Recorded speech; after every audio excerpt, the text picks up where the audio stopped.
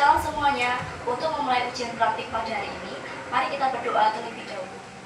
Bapa kami yang ada di surga, kami kembali ke hadapan Tuhan. Kami bersyukur atas berkat-berkat yang Kau limpahi. Kami mohon kuasa Roh Kudus untuk memenuhi kami saat ujian praktik pendidikan agama Kristen, sehingga kami diampuni, diberi keberhasilan hasil yang terbaik. Dalam nama Tuhan Yesus kami berdoa dan bersyukur. Haleluya, amin. Selanjutnya saya akan menyanyikan sebuah pujian yang berjudul Terima Kasih Tuhan. Terima kasih Tuhan untuk kasih setiamu yang ku alami dalam hidupku. Terima kasih Yesus untuk kebaikanmu sepanjang hidupku. Terima kasih Yesusku, dan amin raya Kau beri sebab hari ini Tuhan adakan syukur bagimu. Terima kasih Tuhan untuk kasih setiamu yang ku alami dalam hidupku. Kasih Yesus untuk kebaikanmu sepanjang hidupku. Terima kasih Yesusku buat anugerah yang Kau beri setiap hari ini. Tuhan adakan syukur bagimu. Setiap hari ini Tuhan adakan syukur bagimu. Masih semangat teman-teman? Masih semangat teman-teman? Untuk sebagai rasa ucapan kepada Tuhan, mari kita pujikan sebuah lagu yang berjudul Segala Puji Syukur. Segala puji syukur hanya bagimu Tuhan, sebab Kau yang layak dipuja. Kami mau bersorak tinggikan nama-Mu. Haleluya. Soraklah haleluya, soraklah haleluya, haleluya. Soraklah haleluya, soraklah haleluya, haleluya.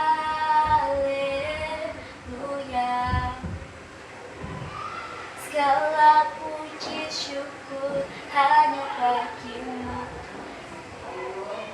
sebab Kau yang layak dipuja.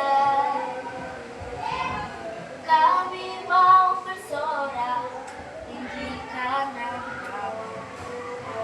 Haleluya. Soraklah haleluya, soraklah haleluya, haleluya.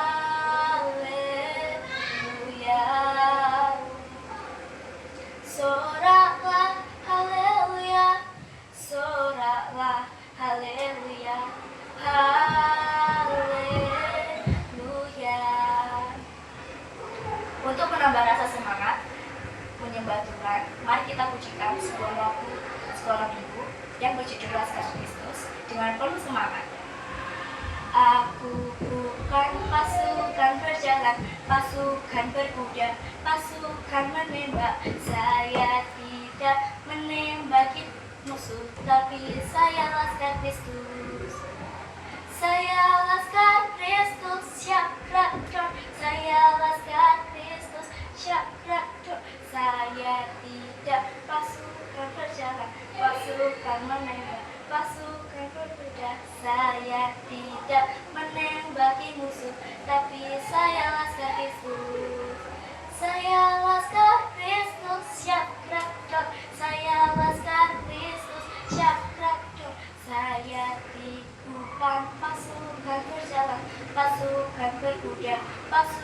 menembak. Saya tidak menembaki musuh, tapi saya laskan Kristus. Tapi saya laskan Kristus. Untuk memulai firman Tuhan, marilah kita berdoa terlebih dahulu. Tuhan Yesus, terima kasih untuk hari ini. Sekarang kami membaca dan merenungkan firman Tuhan. Berkati Tuhan, kiranya saya bisa dapat melakukan dalam kehidupan sehari-hari. Kiranya Tuhan berkati dari awal ibadah Tuhan, dan terima kasih Tuhan kami berdoa dan bersyukur kemuliaan Allah. Firman Tuhan yang saya bacakan diambil dari kitab 1 Samuel pasal 17 ayat 40 sampai 45. Perkelahian Daud dengan Goliat. Lalu Daud mengambil tongkatnya di tangannya.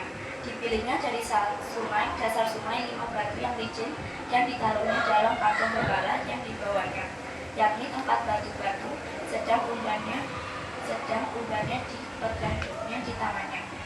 Demikianlah ia mendekati orang Filistin itu. Orang Filistin itu kian dekat menghampiri Daud dan di depannya orangnya membawa perisainya. Ketika orang Filistin itu menunjukkan pandangnya ke arah Daud serta melihat dia, dihinanya Daud. Itu karena ia masih muda, kemerah-merahan, dan elok parasnya. Orang Filistin itu berkata kepada Daud, "Anjingkah aku, maka engkau mendatangi aku dengan tongkat?" Lalu demi Allah-Allahnya, orang Filistin itu memiliki Daud. Pula orang Filistin itu berkata kepada Daud, "Hadapilah aku, maka aku akan memberikan dagingmu kepada burung-burung di udara dan kepada binatang-binatang di padang."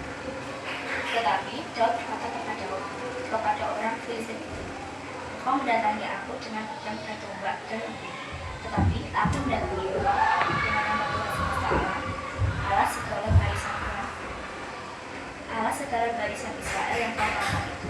Amin. Hari ini saya akan membawakan renungan yang berjudul dalam kisah Daud melawan Goliat. Pada zaman dahulu, Daud adalah seorang bungsu dari 8 bersaudara, anak dari Isai yang berasal dari kota Bethlehem. Ketika masih remaja, Daud diberi tugas oleh ayahnya untuk menjaga kawanan domba milik ayahnya. Sementara ketika bapaknya pergi berperang dan menjadi tentara Saul. Pada waktu itu, bangsa Israel sedang berperang melawan bangsa Filistin. Walaupun Daud tubuhnya tergolong kecil, tapi ia adalah seorang pemberani, karena ia bisa menangkap singa dan beruang yang datang untuk memangsa domba-domba. Ketika Daud disuruh ayahnya untuk menengok kakak-kakaknya yang sedang berperang melawan tentara Filistin, Daud mendengarkan perkataan Goliat yang menantang dan merendahkan orang-orang Israel, bangsa pilihan Tuhan.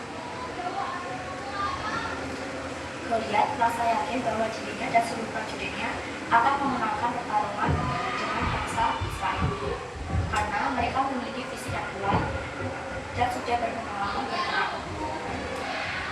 Ketika sudah meminta izin dari Raja Saul, Daud maju ke medan perang untuk menghadapi Goliat.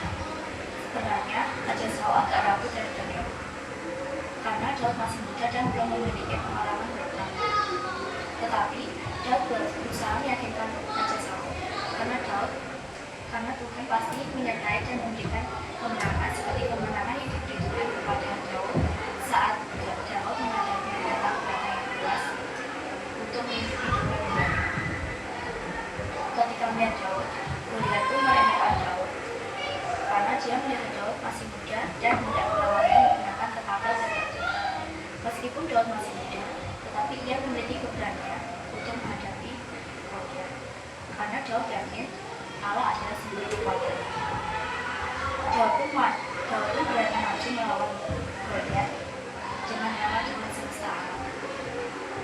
Akhirnya Daud bisa mengalahkan Goliat dengan senjatanya, yaitu ketapel dan batu. Poin penting yang dapat kita ambil dari renungan tersebut yaitu 1. Iman dan kepercayaan pada Tuhan. 2. Keberanian dan ketabahan. Yang ketiga, pentingnya persiapan. Dan keempat, kekuatan dari Tuhan lebih besar dari kekuatan manusia. Dan yang terakhir, yang kelima, tidak ada yang mustahil bagi Tuhan. Pesan firman yang bisa kita ambil dari pengumuman tersebut yaitu bahwa Daud mengandalkan Tuhan sehingga ia bisa memperoleh kekuatan dan keberanian untuk menghadapi Goliat. Oleh karena itu, kita sebagai anak Tuhan juga harus mengandalkan Tuhan di dalam kehidupan sehari-hari agar diberi kekuatan dan keberhasilan. Oleh karena itu, ujian praktek hari ini kami akan firman Tuhan yang saya sampaikan telah selesai. Oleh karena itu, mari kita berdoa terlebih dahulu. Tuhan Yesus, bersyukur firman-Mu telah menghibur dan menguatkan kami. Berkati setiap langkah hidup kami agar sesuai dengan firman yang Engkau ajarkan.